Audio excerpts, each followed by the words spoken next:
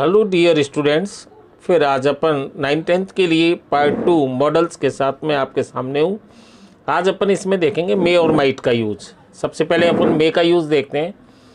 To express possibility यानी संभावना व्यक्त करने के लिए, जैसे इट मे रेन टुडे, आज वर्षा हो सकती है, यानी कि there are clouds in the sky, it may rain today, आज बादल हैं तो बरसात होने की संभावना है।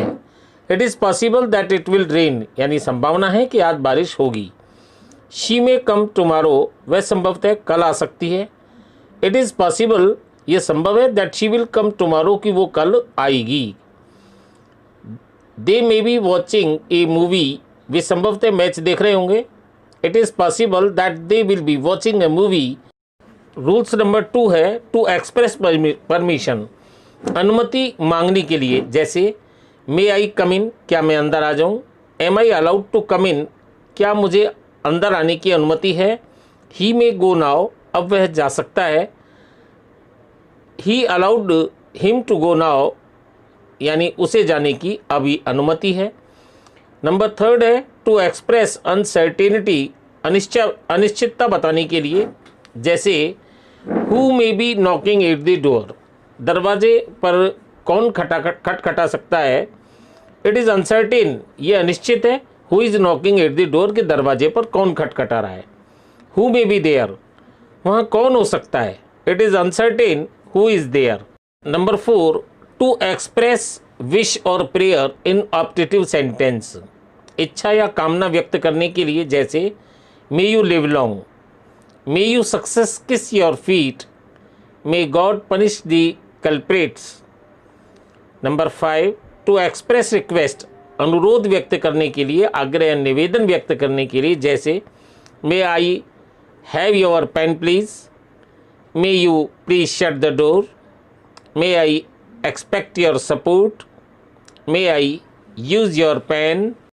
नंबर 6 टू एक्सप्रेस पर्पज़, यानी मकसद बताने के लिए, जैसे टिंकू इज़ वर्किंग हार्ड, टिंकू कठिन परिश्रम कर रहा है, सो दैट, ताकि ही मे सक्सीड, ताकि वो सफल हो सके।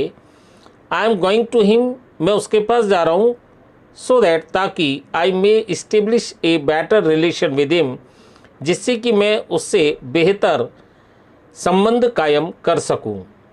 नंबर 7 टू एक्सप्रेस ऑफर, प्रस्ताव या पेशकश अभिव्यक्त करने के लिए, जैसे may I get something for you, क्या मैं तुम्हारे लिए कुछ कर सकता हूँ। May I solve this question, क्या मैं ये प्रश्न कर सकता हूँ। May I do something for you, क्या मैं तुम्हारे लिए कुछ कर सकता हूँ। May I lift your box, क्या मैं आपका बॉक्स उठा सकता हूँ।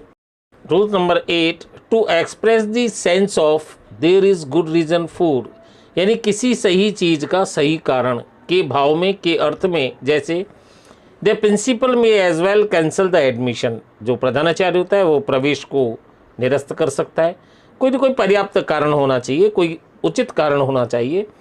There is good reason for the principal to cancel the admission, I may as well help him, there is good reason for me to help him, मेरे पास उसकी किसी की भी मदद करने का, यानी उसकी मदद करने का एक अच्छा कारण होना चाहिए।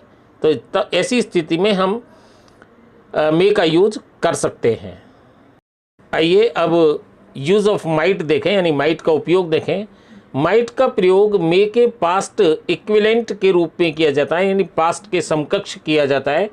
इसलिए इनडायरेक्ट नरेशन में मे की जगह पर माइट का प्रयोग किया जाता है, जैसे he said to me I may teach you English. अब यहाँ मे का पास्ट हो जाएगा, यानी कि माइट हो जाएगा। He told me that he might teach me English. ये डायरेक्ट इनडायरेक्ट जब अपन पढ़ेंगे या उसकी जब वीडियो आएगी तब आप उसमें देखिएगा। To express possibility in present और फ्यूचर, वर्तमान या भविष्य काल में किसी संभावना को व्यक्त करने के लिए हम माइट का प्रयोग करते हैं, जैसे it might rain today, train might be late, he might qualify the test, she might come today, यानी इट माइट रेन टुडे। तो सेंटेंस इस प्रकार से होता है, there are no clouds in the sky, आसमान में बादल नहीं है, तो संभावना कैसी होगी, न के बराबर, इट माइट रेन टुडे। ध्यान दीजिए, जब कोई कार्य व्यापार होने की संभावना यानी पॉसिबिलिटी बहुत अधिक हो तो कैन का यूज किया सकता है। कैन से कम संभावना का भाव मे से, तथा मे से भी कम संभावना का भाव माइट से। जैसे देयर आर डार्क क्लाउड, तो बहुत काले काले बादल हैं तो बारिश होने की संभावना अपन कैन से व्यक्त करें। There are clouds in the sky, आसमान में बादल हैं तो संभावना थोड़ी कैन से कम है, तो यहाँ अपन मे का यूज़ करें। और there are no clouds in the sky, आसमान में बादल नहीं है तो संभावना लगभग समाप्त सी है, तो इसलिए अपने को माइट का प्रयोग करना चाहिए। नेक्स्ट है to express a polite permission, यानी विनम्र अनुरोध या अनुमति के लिए भी हम माइट का यूज कर सकते हैं। Might I use your pen, जिसमें हिचकिचाहट होने का भाव होता है, हेजिटेशन होने का भाव होता है, उसमें अपन माइट का यूज कर सकते हैं। Might I use your pen. But polite request के लिए you might speak in the meeting permission, यानी आप किसी को हिचकिचाते हुए अनुमति दे देते हैं कि आप सभा में बोल सकते हैं, तो ये परमिशन है। ध्यान दीजिए, पहली बात, यहाँ माइट का प्रयोग मे के ही सेंस में किया गया है। नंबर 2, लेकिन बस फ़र्क इतना सा है कि यहाँ हिचकिचाहट है।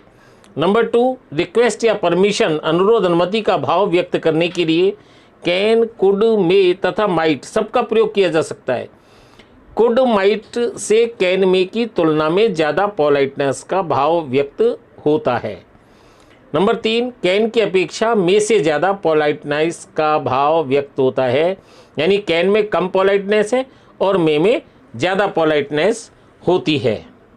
Next number 4, to express purpose in the past, भूतकाल में किसी खास मकसद के लिए। जैसे he run so fast that he might catch the train, वो इतना तेज़ दौड़ा ताकि ट्रेन पकड़ सके। उसके तेज़ दौड़ने का उद्देश्य ट्रेन को पकड़ना था। She worked hard so that she might pass, उसने बहुत कठिन परिश्रम की, बहुत मेहनत की ताकि वो पास हो सके, यानी उसके कड़े परिश्रम का उद्देश्य पास करना था, यानी कि किसी परीक्षा को पास करना था। We try to know use of may, might in this video. See you in next video with another models. Bye. Tell me pretty lies, look me in the face, tell me that you love me, even if it's fake.